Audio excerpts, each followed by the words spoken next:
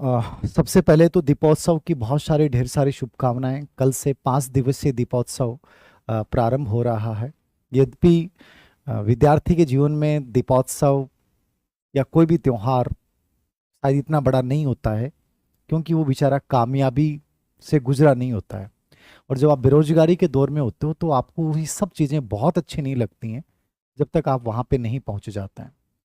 खैर, जो भी है, चीज़ों का आशावाद के साथ, सकारात्मकता के साथ स्वागत करना चाहिए और ये उम्मीद करनी चाहिए कि हमारी लाइफ में कुछ चीज़ें बहुत अच्छी होंगी। एक सेकंड, है ना, मुझे आपके कमेंट्स नहीं दिख रहे हैं क्योंकि आज मुझे अकेले को करना पड़ रहा है काम। एक सेकंड, एक सेकंड, एक सेकंड, एक सेकंड, एक सेकंड।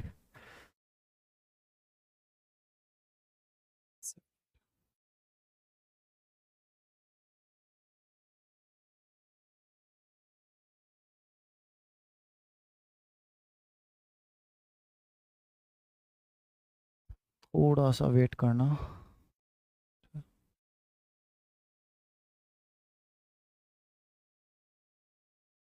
नहीं दिख रहा आज मुझे।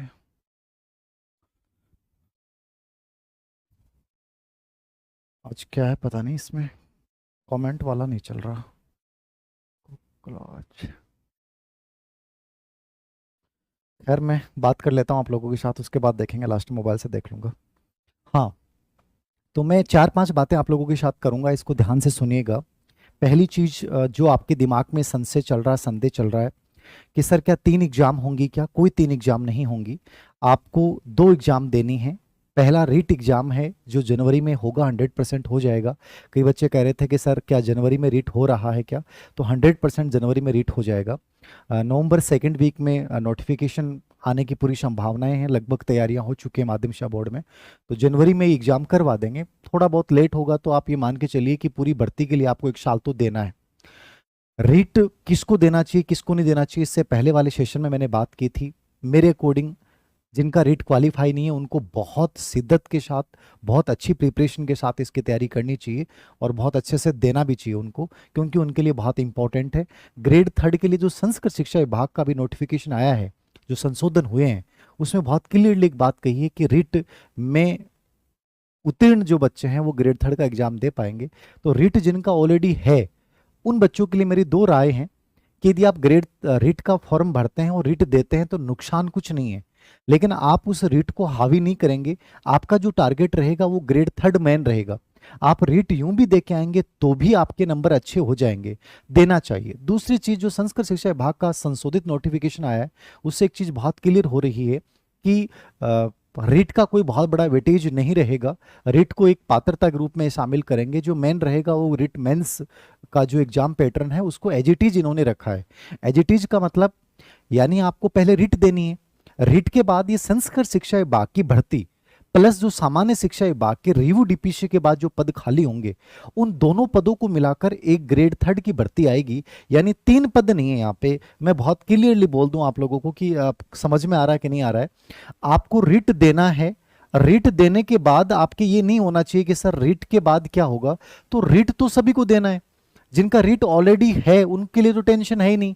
वो उसके बाद ये संस्कृत शिक्षा विभाग के जो 2800 समथिंग जो पद हैं, ठीक है, इनको मिलाकर और प्लस रिव्यू डीपीसी के द्वारा जो पद खाली होंगे, और वर्तमान में जो ग्रेड 3 के पद खाली चल रहे हैं वो 10,000 हैं, 15,000 हैं, 20,000 हैं, 25,000 है, जो भी हैं, उन दोनों पदों को मिलाकर एक ग्रेड 3 की विज्ञप्ति, यानी जो रिट मेंस का आपका पिछली बार एग्जाम हुआ था, एज इट इज वही एग्जाम होगा। सिलेबस सेम रहेगा, यानी उस सिलेबस में कोई चेंज नहीं होगा। वो परीक्षा कौन करवाएगा? वो अधीनस्थ सेवा चयन बोर्ड करवाएगा, जो पिछली बार करवाई है। वही लेवल फर्स्ट के 300 पेपर का प्रश्न पत्र होगा, वही लेवल सेकंड का 300 प्रश्नों का 300 मतलब मार्क्स का प्रश्न पत्र होगा। दोनों का जो सेम पैटर्न जो पिछली ग्रेड 3 में था, एज इट इज वही रखा है। वही आपका सब्जेक्ट है, वही साइकोलॉजी है, शैक्षिक परिदृश्य, सूचना तकनीकी, आपका टीचिंग मेथड, कंप्लीटली वही चीजें उन्होंने रखी हैं। तो इसको लेकर कहीं तनाव लेने की आवश्यकता आपको नहीं है कि सर क्या होगा, क्या नहीं होगा, क्या हम करेंगे, क्या नहीं करेंगे। तो इसको लेकर कदापि तनाव नहीं ले, ठीक है। सब चीजें अच्छे से हो जाएंगी, और बाकी कोई चेंज होगा तो मैं इसको लेकर आपके साथ चर्चा कर लूंगा। नंबर 2, सर संस्कृत शिक्षा विभाग की भर्ती क्या पहले आ जाएगी क्या? मैं जहां तक समझ पा रहा हूं, ये जो संस्कृत शिक्षा विभाग में इन्होंने संशोधन किया है, इसका उद्देश्य भी यही है कि सामान्य शिक्षा विभाग और संस्कृत शिक्षा विभाग, पहले क्या होता था कि संस्कृत शिक्षा विभाग अपनी भर्ती अलग आयोजित करता था। जैसे अभी नवंबर में ग्रेड फेस्ट की हो रही है, दिसंबर में सेकंड ग्रेड की भर्ती हो रही है, तो इसके अपने रूल्स होते हैं, अपने नियम होते हैं, इनके सिलेबस में थोड़ा फर्क होता है। जैसे संस्कृत शिक्षा विभाग में साइकोलॉजी जो आती है ग्रेड फेस्ट में, वो 60 नंबर की आती है, तो इनका अपना पैटर्न होता है। अब ग्रेड थर्ड में इन्होंने जो चेंज किया वो ये किया है कि अब फिलहाल जो ग्रेड थर्ड की नई भर्ती आएगी वो सामान्य शिक्षा विभाग के कंप्लीटली वही रूल्स उस पर लागू होंगे। मतलब नया इसमें ऐसा कुछ भी नहीं होगा कि वो एकदम डिफरेंट होगी, तो कंप्लीटली वही सेम चीजें आपके साथ रहेंगी। तो ये आपको थोड़ा सा याद रखना है। तो मेरे अकॉर्डिंग ग्रेड थर्ड की सामान्य शिक्षा विभाग और संस्कृत शिक्षा विभाग दोनों की भर्ती जो है वो एक साथ आएगी। तो इसको आप याद रखिएगा कि सर 2800 पदों की पहले तैयारी करने का एक अच्छी भर्ती आ जाएगी। और मैं मानता हूं कि 2025 एंड तक, जैसे मान लीजिए सितंबर से लेकर दिसंबर के बीच में कभी भी रिट मेंस का जो है वो एग्जाम आयोजित कर लिया जाएगा। कितने पदों पे होगी, क्या होगा, वो रिव्यू डीपीसी के बाद पता चलेगा। बाकी ये पद तो 2800 संस्कृत शिक्षा विभाग वाले तो हैं। संस्कृत शिक्षा विभाग में दो चीजें याद रखनी है। दो प्रकार के पद हैं, एक तो संस्कृत शिक्षा वाले हैं जिनमें आपको लेवल फर्स्ट के लिए वरिष्ठ उपाध्याय होना चाहिए, और बीएड जो लेवल सेकंड है उसमें शिक्षा शास्त्री होना चाहिए। एक सामान्य भर्ती होती है, सामान्य मतलब जिसमें कोई भी बच्चा आवेदन कर सकता है, जैसे नॉर्मल बीएड किया है, ठीक है, नॉर्मल बीएसटीसी किया है, तो दोनों प्रकार के पद इन 2800 पदों में शामिल होंगे। उनमें से कितने किस विषय के आएंगे वो अभी क्लियरिफिकेशन वर्गीकरण अभी नहीं आया है। वो जब सामान्य शिक्षा विभाग का विज्ञापन आएगा तो उसके साथ लिखा आएगा कि भाई संस्कृत शिक्षा विभाग के 2800 पदों का वर्गीकरण ये है और आप ये आवेदन कर सकते हैं। तीसरी चीज जो आप अमूमन आप में से कई बच्चे मेरे से पिछले 3-4 दिन में बात पूछी है कि सर ग्रेड फर्स्ट में तो पद कम आ गए, तो क्या ग्रेड थर्ड की ओर हमें हो जाना चाहिए? देखो, ये राय ना तो किसी से लेनी चाहिए, ये राय खुद से पूछनी चाहिए। मैं आपको ईमानदारी से बोलूं कि मुझे लगता है कि मेरे लिए बेस्ट क्या हो सकता है, तो मेरे लिए बेस्ट ये हो सकता है मेरे लिए कि मैं मेरी राय दूं आपको। मेरी राय दूं तो मैं एक बार चर्चा कर लेता हूं हल्का सा कि सर मैं आपकी जगह होता तो मैं क्या करता। तो बहुत सिंपल सी बात बताऊं, यदि ग्रेड थर्ड को लेकर, समझ रहे हैं आप, ग्रेड थर्ड को लेकर आपके मन में यह है कि मैं इसमें बहुत अच्छा कर सकता हूं, तो आपको ग्रेड थर्ड देना चाहिए। फिर किसी की भी राय मत मानो, धीर सिंह सर की राय भी मत मानो कि सर ग्रेड फर्स्ट बहुत आसान होता है। देखो, उच्चतम भर्तियां होती हैं मेरी नजर में आसान होती है। जब मैंने ग्रेड थर्ड दिया था तो मैंने फॉर्म भर दिया था, लेकिन ईमानदारी से मैं अपनी मेहनत नहीं कर पाया क्योंकि मेरे अंदर इंट्यूशन ही नहीं आया कि मैं ग्रेड थर्ड में सक्सेस हो सकता हूं क्या।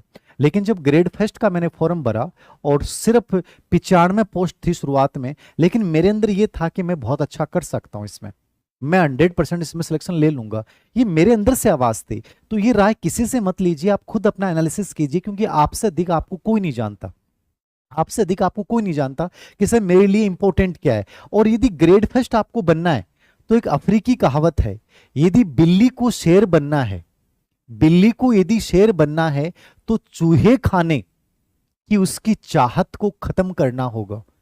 तुम ग्रेड फर्स्ट बनना चाहते हो तो फिर तुम्हें इसकी तरफ ध्यान नहीं देना, तुम्हें कंप्लीटली पूरा ध्यान देना है। जब तुम ग्रेड थर्ड बनना चाहते हो तो तुम्हें सीटी वगैरह की तरफ ध्यान नहीं देना, तुम्हें ग्रेड थर्ड को इतना टाइम देना है कि हर चीज को तुम तैयार कर पाओ। तो एक चीज, एक लेवल तो आपको रखना पड़ेगा कि सर मैं यहां ये कर रहा हूं, इस चीज में मुझे ये चीजें करनी है। और आपसे अधिक आपका मूल्यांकन कोई नहीं कर सकता, आपसे अधिक आपको बेटर कोई पहचान नहीं सकता। आप में से कई बच्चे कहें सर यूट्यूब पे मैं क्लासें ले लूं क्या? देखो, आप यूट्यूब पे लें, आप सेल्फ स्टडी करें, आप कोचिंग करें, ये राय कौन देगा आपको? आपको कहां अच्छा लगता है, कैसे अच्छा लगता है, वो सुनिए ना आप। मुझे सेल्फ स्टडी करना सबसे बेस्ट लगता था, आज भी लगता है, और मैं आज भी, जबकि अवनी एजुकेशन ऑनलाइन प्लेटफॉर्म मेरा है जहां मेरे सभी कोर्स हैं, grade third, grade second, grade first, फिर भी मैं आपको ये कहता हूं सेल्फ स्टडी से बेटर कुछ नहीं है। मैं फिर कहता हूं फ्री में कभी कुछ नहीं मिलता। आप ये सोच लें कि मैं इस टेलीग्राम पे ये क्यूज ज्वाइन कर लूं, इस यूट्यूब पे ये देख लूं, फ्री कुछ होता ही नहीं है, आप बदले में कुछ ना कुछ ले रहे हो। तो सबसे बेहतर तो ये होता है कि कोई अच्छी किताबें चुन के और पीवाईक्यू के साथ एक अच्छी कोई टेस्ट सीरीज हो सकती है, उसके साथ आप आगे बढ़िए। लेकिन आपको लगता है कि सर मेरे लिए ये चीज हेल्पफुल हो सकती है तो हेल्प लीजिए ना, कोई रोकता नहीं है आपको, और किसी के कहने से चीजें करनी भी नहीं चाहिए। आपको क्या बेहतर लगता है वो चीज इंपॉर्टेंट है, क्योंकि आज का टाइम सूचनाओं का बहुत बड़ा है, एक बड़ा मार्केटिंग एजेंडा है। जहां हर व्यक्ति आपको प्रभावित करने की, हर व्यक्ति आपको ये करने की कोशिश करेगा कि मैं ही सही हूं, बाकी आप सब गलत है। तो इस दौर में अपने आप को सही राह पे निकालना ये सबसे इंपॉर्टेंट हो जाता है। तो जो ग्रेड थर्ड की प्रिपरेशन कर रहे हैं, मेरी राय ये है कि वो ग्रेड थर्ड के अलावा सोचिए मत। पहले रीट को सीरियसली दे लीजिए, जिनका रीट क्लियर है वो ग्रेड थर्ड मेंस को लेकर चलिए। आप ये मान के चलिए कि जुलाई के बाद इसकी पॉसिबिलिटीज बनेंगी एग्जाम की। अप्रैल मई में इसका विज्ञापन आता है खाली पदों के आधार पे, तो इसके बाद आप 5 या 6 महीने जोड़ लीजिए। ग्रेड फर्स्ट कर रहे हैं वो ग्रेड फर्स्ट में लगे रहे, ग्रेड सेकंड कर रहे हैं वो ग्रेड सेकंड कर सकते हैं, ग्रेड थर्ड को लेके चल सकते हैं, क्योंकि बहुत सारी चीजें उनकी इक्वल हैं। अब आप ये चाह रहे हो कि इनमें से हटके एकदम नई एग्जाम पैटर्न भी मैं साथ में करूं, तो नहीं करना चाहिए। जो कर रहे हो उसको बेहतर तरीके से करो आप, ठीक है। आपका सपना आरएस का है तो आप आरएस को कीजिए।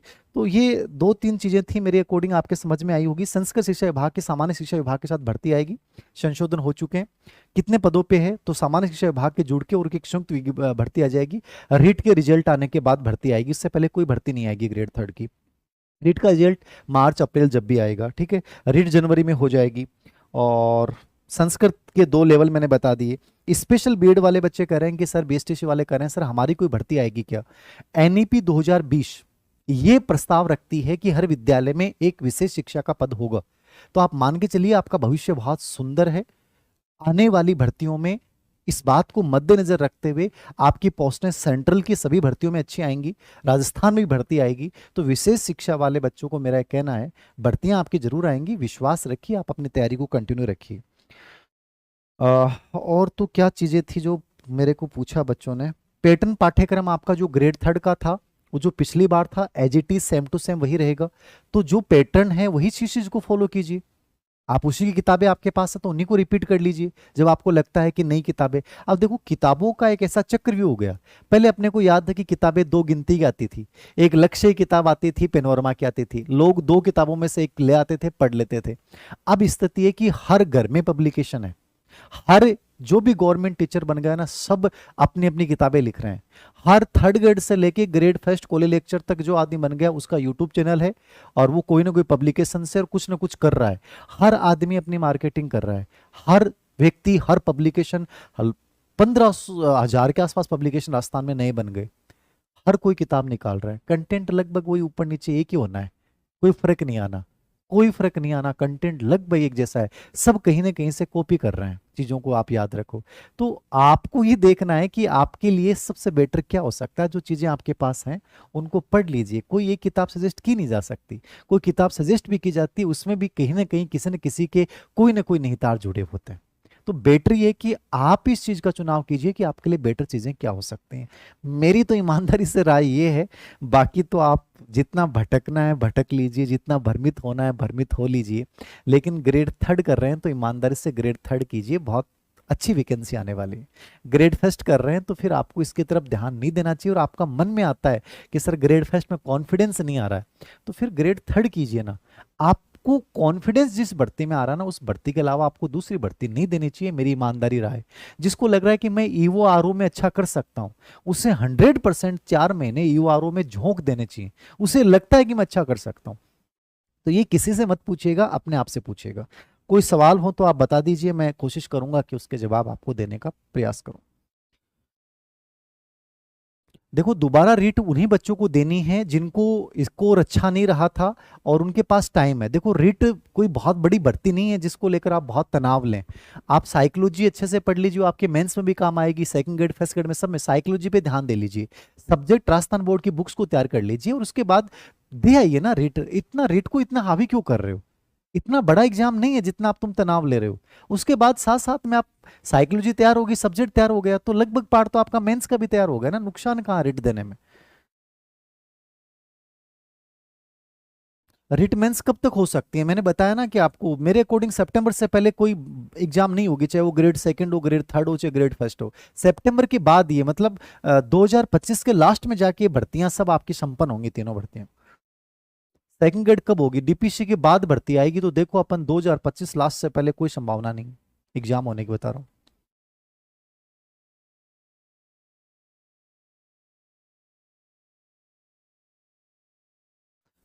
टीचिंग मेथड को कहाँ से पढ़ें? देखो, टीचिंग मेथड को लेकर उन्हीं पे हम वर्क कर रहे हैं, एक छोटा सा कोर्स भी जारी करेंगे, मैं एक वीडियो भी बनाऊंगा इसको लेकर, मैं बहुत आपको समझा दूंगा कि ये चीज़ें ऐसे करनी है ना, मैं इतनी मदद कर दूंगा आपकी कि ये चीज़ें ऐसे कर लो, बहुत तनाव मत लो, मेथड्स बहुत आसान होते हैं। 4 सब्जेक्ट के मेथड्स में 4 टॉपिक कॉमन होते हैं, 3 टॉपिक नए होते हैं, उनमें भी वीडियो में बहुत कॉमन प्रश्न आते हैं। PYQ भी हल कर लोगे ना, जैसे हमने SST की टीचिंग मेथड की किताब निकाली तो उसमें हर चीज़ डाल दी। मैं कह रहा हूँ थोड़ी सी मेहनत आप कर लोगे ना, मैं थोड़ा सा बता दूंगा, गाइड कर दूंगा। हिंदी और गणित की टीचिंग मेथड की किताब हमारी आ रही है, SST की हमारी आ गई, SST की थर्ड ग्रेड की और आ जाएगी, ठीक है। तो देखो, चीजें मार्केट में आपको बेटर लगता है तो मार्केट से ले लीजिए, बाकी चीजों को थोड़ा सा आप अपने लेवल पे एक्सप्लोर करोगे ना, चीजों को समझने का प्रयास करोगे तो चीजें इतनी बोझिल है नहीं जितनी आप लोगों ने बना रखी है ना, जितना बड़ा पैनिक आप लोगों ने ले रखा ना उतना है नहीं। मुझे लगता है चीजें बहुत आराम से, छोटे छोटे कदम उठाओगे ना डेली। आप सोचते बहुत हो, सर मैं क्या करूं, सर मेथड समझ में नहीं आ रहा है, सर ये समझ में नहीं आ रहा, क्या करूं, बस ये सोचते रहते हो, तुम करते नहीं हो। जैसे तुमने सोचा और उसको करना शुरू कर दिया ना कि सर मेथड को इस प्रकार से पढ़ लेता हूँ, ठीक है, इनके PYQ देख लेता हूँ सर, ठीक है, इसमें सर सब्जेक्ट में हिंदी में ये पढ़ लेता हूँ, साइकोलॉजी में सर आप वाली किताब या आपका कोर्स या जो भी आप मुझे पढ़ना है ये चीज ले लेता हूँ, फिर उसको क्रियान्वित करना शुरू कर दो। फिर तुम 4 लोगों से राय लोगो तो 4 बातें अलग अलग कहेंगे, यार धीर सिंह सर तो ऐसा करते हैं, सर उनकी किताब में थोड़ी सी ये आ जाएगी, कोई अलग अलग राय देगा, सबकी राय एक जैसी नहीं हो सकती। तो अपना एक एक्शन लेना शुरू कर दो, ना कि सोचना शुरू करो। रेट के लिए अवन एजुकेशन ऐप पे रिकॉर्डेड कोर्स है वो ले लीजिए, बेस्ट है, बहुत बढ़िया है। मैंने जो करवाया है वो दिल से करवाता हूँ, यूँ तो करवाऊंगा ही नहीं। आप यदि आपने क्लास ली है तो आपको पता चल जाएगा कि साइकोलॉजी को लेकर प्रॉब्लम नहीं आनी चाहिए। मेरे अकॉर्डिंग तो मैंने बहुत दिल से मेहनत की है, बाकी तो आपको पे डिपेंड करेगा आपको कितना पसंद आता है।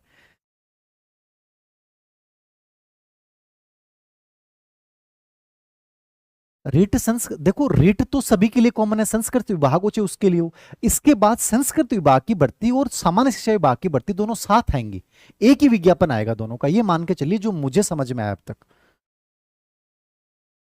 कोर्स के लिए भैया आप अवन एजुकेशन ऐप की हेल्पलाइन पे बात करो आप।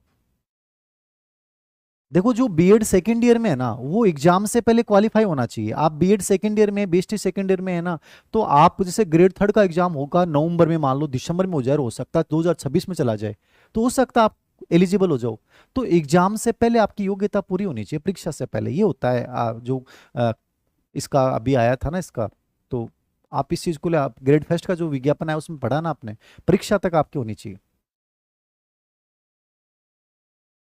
साइकोलॉजी की बुक समग्र मनोविज्ञान ले लो, हमेशा काम आएगी। बाकी रीट की हमने आरबीडी से निकाल रखी है, ठीक है।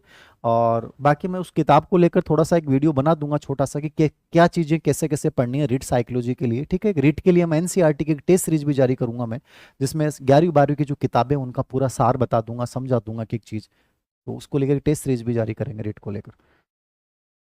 और कोई विशेष बात हो तो बताएं, साइकोलॉजी के इंपॉर्टेंट इंपॉर्टेंट रीट को लेकर मैं एक वीडियो बना दूंगा छोटा सा ना।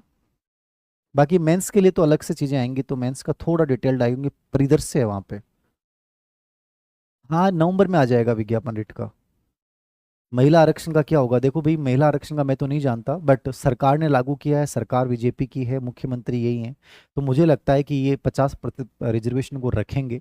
अब देखो, अपन इस चीज को लेकर रोना रोए, कोई अपने पास ऑप्शन नहीं है। मैं तो ये कहूंगा कि ईमानदारी से मेहनत करते रहो। अब आरजेएस का रिजल्ट आया, 10 में से 9 लड़कियां टॉप कर रही हैं, तो लड़के क्या है कि आप लोग ज्यादा डिमोटिवेट हो जाते हो कि सर हमारा क्या होगा।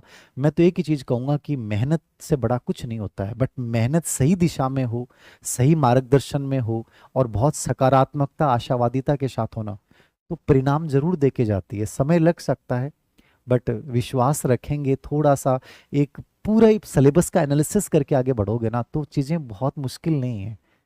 आप घबराते जल्दी हो, परेशान जल्दी होते हो, बस ये कमी है आप लोगों की, तो कोशिश करें कि इससे थोड़ा सा बाहर आए।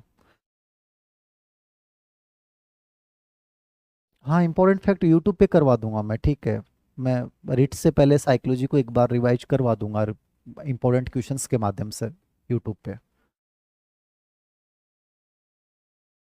राजस्थान जीके एमसीक्यू की बुक हमारी तैयार हो रही है, राजस्थान इतिहास की एक बहुत शानदार किताब आ रही है, प्लस राजव्यवस्था उनकी अपडेट होके आ रही है, पहले जो निकाली थी।